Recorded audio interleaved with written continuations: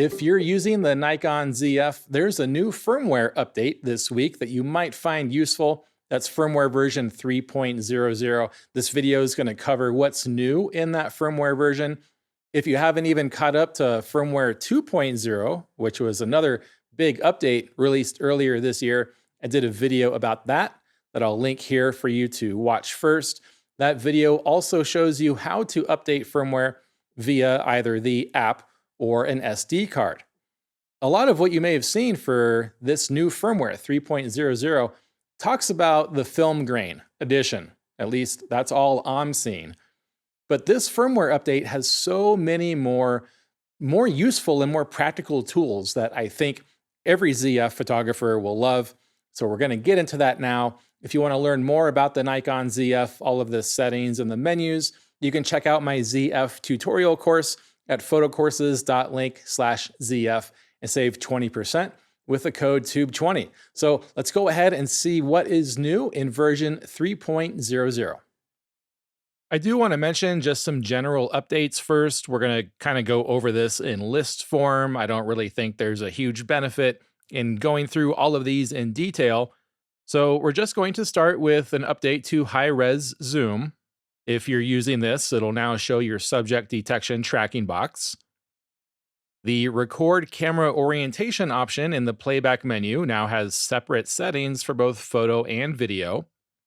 A 15 frame per second high-speed capture option has been added to the release mode. Before, we only had 30 frames per second. You can set a self-timer interval to minimum.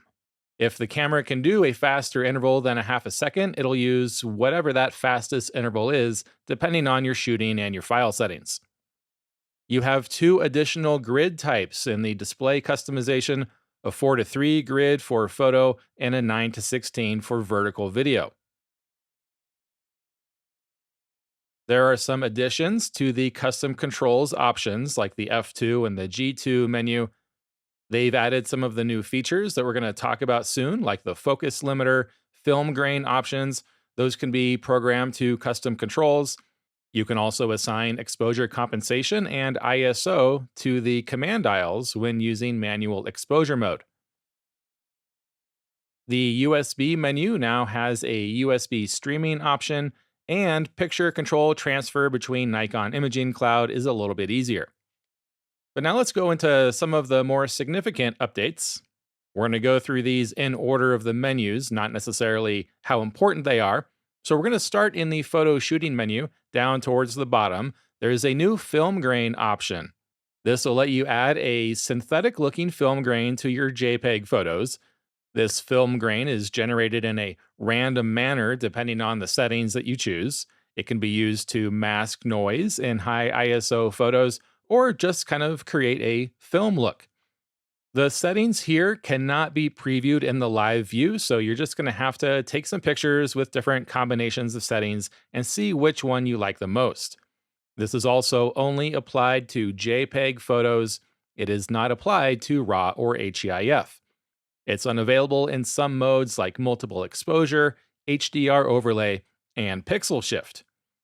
So when you turn this on, you have 2 settings that you can choose from, intensity and size.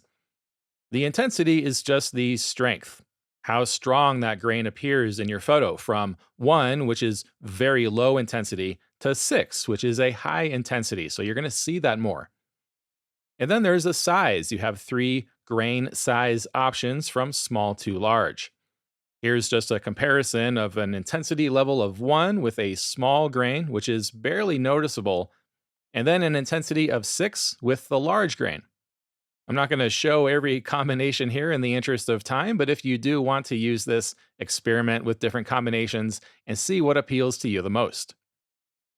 The film grain is also available in the video recording menu, but there is no size setting. There are some other limitations, like film grain is going to be unavailable in the H.265 10-bit MOV mode, and also during other high frame rate and or high resolution modes. Skin softening is also disabled when film grain is applied to video. Now let's go into some of the additions to the custom settings menu, starting with A12, focus peaking. This I think is a really valuable addition. If you find the focus peaking highlights annoying when you're trying to compose your image, as I'm sure many of you have felt that frustration, you can enable the new Only During Zoom option. So the focus peaking is not going to be displayed when you're looking at the full frame, you're composing your image. But if you use the magnification, so the zoom in and the zoom out buttons, then focus peaking is going to be shown on the screen to help you focus. Zoom in on whatever it is you're trying to focus on, use the peaking to help you out. And then when you zoom back out to compose, the peaking highlights are going to disappear. I'm definitely going to turn this new feature on. There's a related new setting, A13, Maximum Aperture Live View.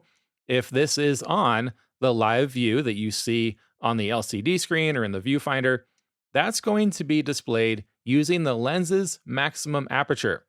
So if you have f8 set for your aperture, but your lens's maximum aperture is f2.8, then 2.8 is going to be used for that live view. Once you press the shutter, then it's going to close down to f8 or whatever you have set and use that for the final photo. Turning this feature on has a couple of benefits. It can help you focus better in low light, and it can also help you more easily see the sharpest areas when using focus peaking. If you're using focus peaking to focus on a specific point, you can have a little better accuracy using this setting. Just note that because your depth of field is going to be much shallower in the live view when it's using the maximum aperture, it may look different from the depth of field in the final photo, depending on your aperture settings. There's another really valuable focus tool added in A15, a focus limiter. Focus limiters, which you find on some telephoto lenses, and now there's a software setting so that you can have it all the time. This can help you get a faster autofocus lock by eliminating ranges where you know that your subject is not going to be in. So if you are always photographing something like wildlife that is at least 25 meters away, then you can set your focus limiter near range to 25 meters, and the autofocus isn't going to waste time trying to focus inside of that. Or if you're always photographing nature and subjects that are much closer to the camera, you can set a range that is closer, and the camera is not going to waste any time focusing at further distances. So in this menu, you can turn it on or off. If you do have the focus limiter on, you're going to see focus limit on your shooting screen. And then limit range is where you're going to set the range that you want the autofocus system to operate. The autofocus is going to completely ignore any distances outside of these ranges, inside your near range and outside of your far range. You can use the sub and the main command aisles to set these far and near distances. There is a faster way of doing it though. You can half press the shutter button while rotating the focus ring to set the far distance, and then you can hold the AEL AFL button while rotating the focus ring to set the near distance. If you see those numbers in yellow, that just indicates that the camera may not be able to accurately identify that distance. It might be a little off. These focus limiter settings will be reset when you change to a new lens. And if you're using a lens with a limit switch, like one of those telephoto lenses, you'll need to set it to full in order to use the software focus limiter. We're going to go now into the setup menu for a new, very useful setting that I'm going to use all the time, and that's automatic monitor display switch. If you have your view mode set to the automatic monitor switching, remember that means that when you bring the camera up to your face, then the LCD will turn off and the viewfinder will turn on. And then when you bring the camera back down from your face, the viewfinder will turn off and the LCD screen will come back on. Well, if you ever shoot off to the side or low, like at your knees, and you have that LCD screen flipped open, you might have been really frustrated in the past. Anytime something gets close to that viewfinder, the LCD screen turns off, and you're using the LCD screen to compose, and then you have to move the camera to get it away from whatever was triggering that viewfinder switch so that the LCD screen will stay on. Well, if you set this to on when monitor docked, then the LCD screen is always going to be on whenever it's flipped open. So that display is never going to switch to the viewfinder when the monitor is open. When you have the monitor docked against the camera, so it's flat against the camera, then the viewfinder switching behavior is as normal. But when it's open, so you can shoot to the side or above or below your head, that LCD monitor will always be on, and I love that. There are two new options in the camera sounds menu. If you're using high speed shooting or pixel shift shooting and you want to have some kind of synthetic shutter sound feedback, you can enable that here and then set a volume for that synthetic shutter sound. Then down into the network menu, there are two new options for connecting to a smart device, two new connection modes. There's the access point mode where the camera is going to create its own Wi Fi network for other devices to connect to. And then there's the station mode where the camera will connect to existing Wi Fi networks elsewhere. Both of these options have the wizard that you can go through to help set up those connections. So that's it for the ZF Firmware 3.00 updates. All of these changes are reflected in the lesson text in the corresponding lessons.